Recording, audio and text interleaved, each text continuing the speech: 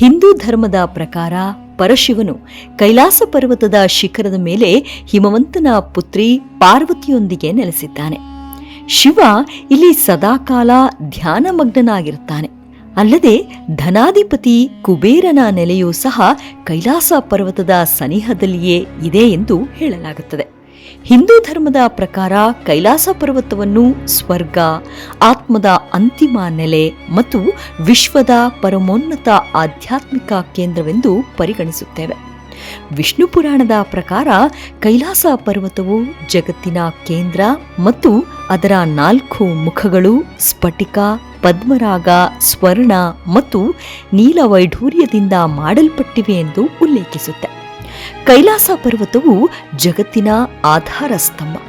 ಅದರ ಎತ್ತರ 84,000 ಯೋಜನೆಗಳಷ್ಟು. ಅದು ವಿಶ್ವಮಂಡಲದ ಕೇಂದ್ರವಾಗಿದ್ದು ಪದ್ಮಾಕೃತಿಯಲ್ಲಿ ಹಬ್ಬಿರುವ 6 ಪರ್ವತ ಶ್ರೇಣಿಗಳ ಕೇಂದ್ರ ಸ್ಥಾನದಲ್ಲಿದೆ. ಕೈಲಾಸ ಪರ್ವತದಿಂದ ಹೊರಹರಿಯುವ 4 ನದಿಗಳು 4 ದಿಕ್ಕಿನಲ್ಲಿ ಪ್ರವಹಿಸಿ ಜಗತ್ತನ್ನು 4 ಪ್ರದೇಶಗಳನ್ನಾಗಿ ವಿಭಜಿಸಿವೆ.